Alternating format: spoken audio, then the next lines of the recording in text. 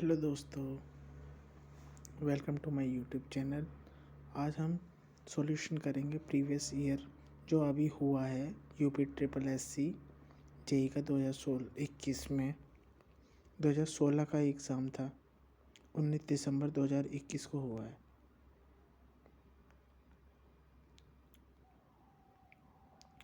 तो सबसे पहला क्वेश्चन था कि dash is use to measure horizontal and vertical angle. Hindi English दोनों में है। सही विकल्प के रिक्त स्थान की पूर्ति कीजिए। डैश का उपयोग क्षैतिज और ऊर्ध्वाधर कोणों को मापने के लिए किया जाता है।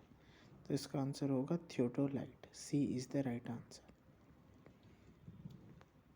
क्वेश्चन नंबर 2, इसमें 125 क्वेश्चन हैं टोटल, और ये बाद लास्ट में ये भी देखेंगे किससे ज़्यादा आया किससे कम आया और क्या स्ट्रेटजी हमें रखनी चाहिए।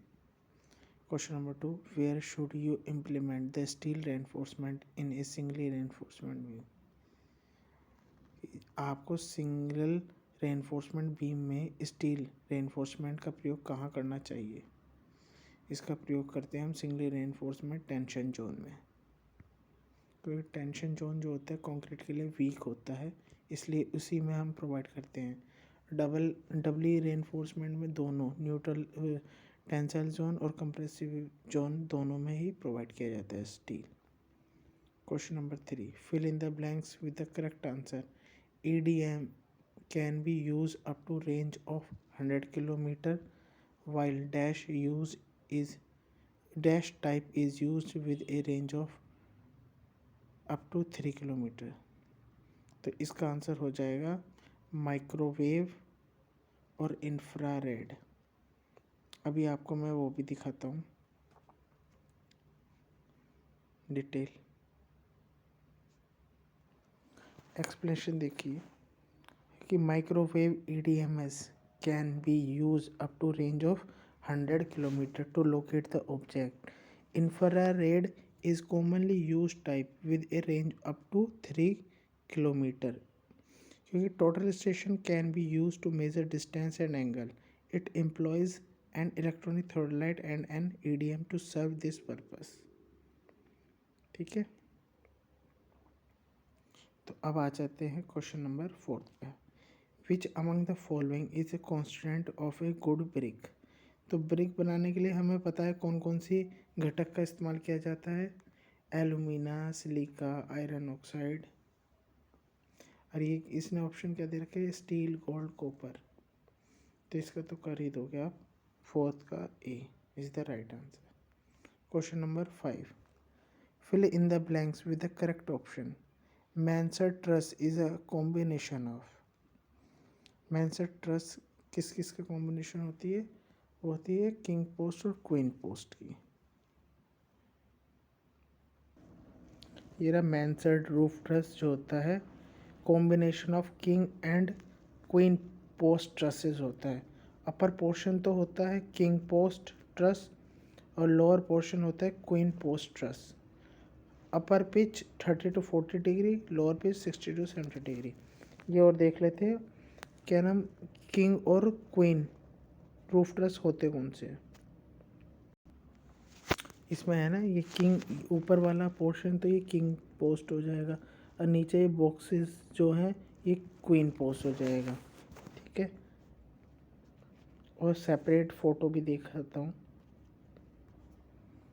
ये तो हो जाएगा हमारा किंग पोस्ट रूफ ट्रस। जो हमारा ट्रायंगल सा होता है, ये ऊपर का पोर्शन उसको बोलते हैं किंग पोस्ट। ठीक है, अब यहीं पे ही अगर स्क्वायर सा बन जाता है वो हो जाता है हमारा क्वीन पोस्ट। इसमें और चीज़ भी देखो, रिज बोर्ड सबसे ऊपर की जो बोर्ड होती है, ठीक है, और पोर्लिन जो राफ्टर को, प्रिंसिपल राफ्टर को सपोर्ट करती है उसको बोलते हैं किंग पोस्ट। जो होता है बीच में से जो ये थमला सा आ रहा है ये होता है स्ट्रट साइड वाला। टाई बीम जो हॉरिजॉन्टली जा रही है उसको बोलते हैं कॉमन राफ्टर, सबसे ऊपर का प्रिंसिपल राफ्टर।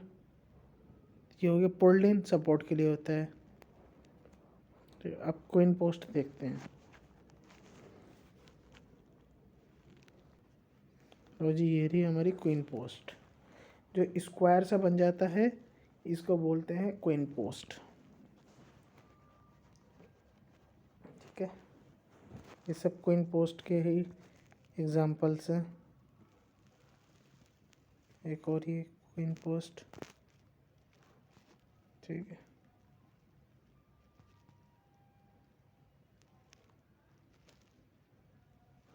ओके चलो अब क्वेश्चन पे चलते हैं।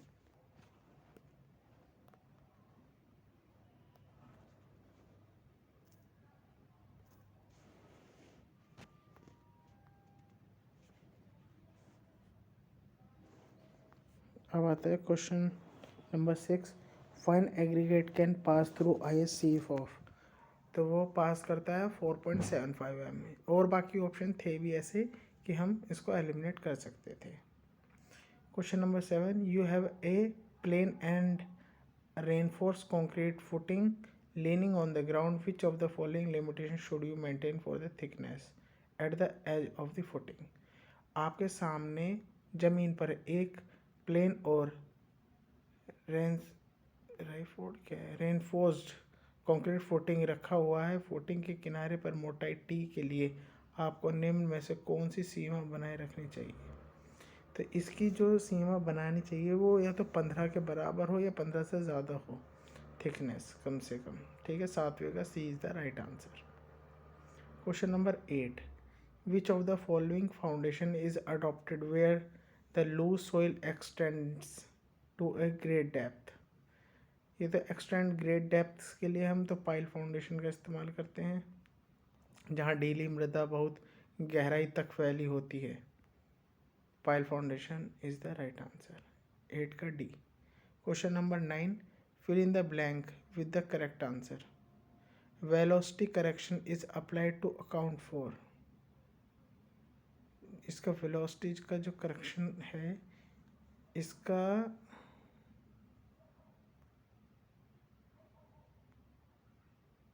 Set atmospheric error, instrumentation operation error, standardization error rising in the instrument. C is the right answer. एक बार और चेक कर लेता हूँ,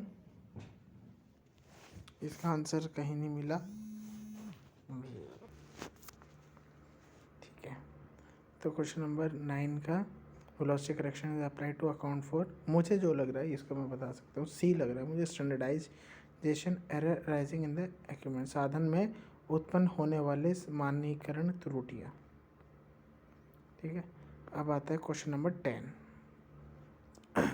कोगुलेशन, डिसइंफेक्शन, फ्लोकुलेशन, सेडिमेंटेशन। इसकी थ्योरी भी देख लेते हैं, अच्छा क्वेश्चन है। सिर्फ डेफिनेशंस हैं इसमें, वैसे ज़्यादा डिटेल में भी जाने की इतनी ज़रूरत नहीं, बहुत लंबी वीडियो हो जाएगी। फिर कोगुलेशन का जो होगा इसका होगा कोगुलेशन, पहले तो ये देख लेते हैं। सेडिमेंटेशन का डी का allowed remaining particle to settle, तो डी का तो पहला हो गया, डी का पहला हो गया, तो ऑप्शन नंबर ए और सी कट हो गए। अब आता है बात जब बी और डी होंगे, तो सी का फोर्थ ऑलरेडी है, सी का फोर्थ कि फ्लोकुलेशन का mixes the water with large paddle so that clump particles can be brought together into larger clumps. तो ठीक है, अब ये डिसइंफेक्शन का क्या होगा? Chlorine, ozone, hydrogen peroxide etcetera are use to remove bacteria. B का 3, जब बी का 3 हो गया तो ऑप्शन नंबर 10 का B is the right answer. बिल्कुल बढ़िया, बस ऑप्शन के साथ खेलना है और सिलेक्शन आपका। Question number 11। Cements and aggregate of concrete with their respective uses, कि 1:2:2 भारी दीवार, नींव की फुटिंग आदि के लिए 1, 2, 3 RCC का सामान्य कार्य जैसे सीढ़ियाँ, बीम, कॉलम आदि। 1, 2, 4 पानी की टंकियाँ, पुलों, सीवर आदि के लिए। 1, 5, 10 भारी लोड वाले RCC कॉलम और लंबी स्पेस के लिए।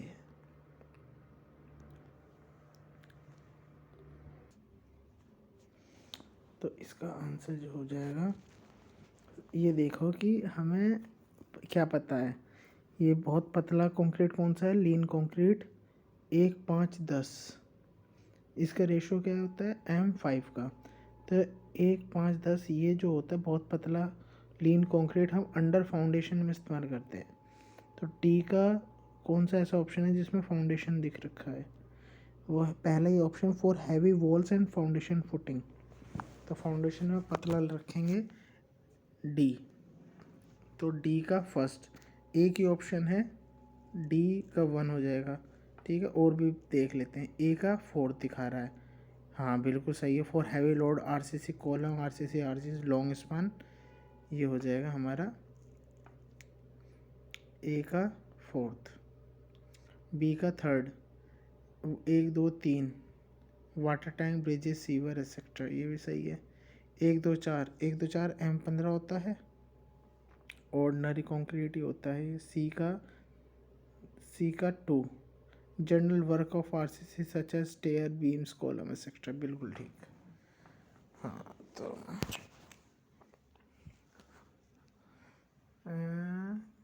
जर्नल वर्क, वैसे जर्नल वर्क इसने या तो पुराना कोड के हिसाब से दे रखा है, क्योंकि M15 हम इस्तेमाल आरसीसी में नॉर्मली नहीं करते, M20 करते हैं।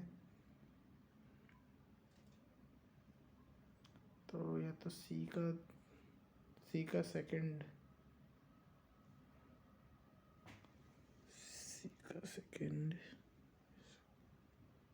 एक दो,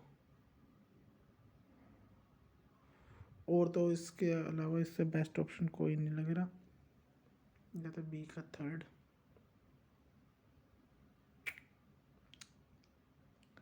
तो मुझे तो डी ही लग रहा है इसका राइट आंसर। और देखते हैं आंसर की क्या आएगी। तो question number 12, consider the given image, identify the one that is compose mostly bye quartz. तो इसकी जो शेप होगी वो बी हो जाएगी।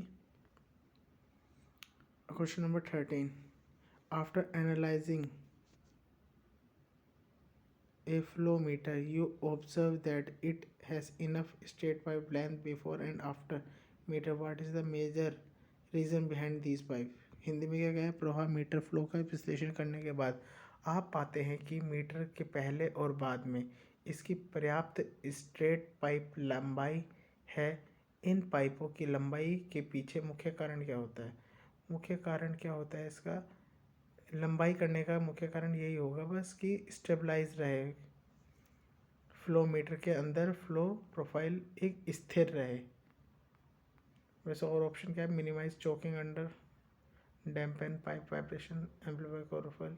बी सी तो कट गया, minimize choking under high flow condition, ऐसा भी नहीं है। D is the right answer. Question number 14, fill in the blanks.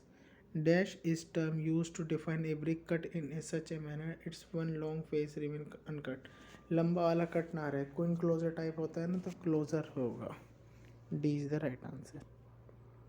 Question number 15, जिस टाइप ऑफ स्टाफ है, ठीक है, इन्हें देखते हैं विथ सॉल्यूशन।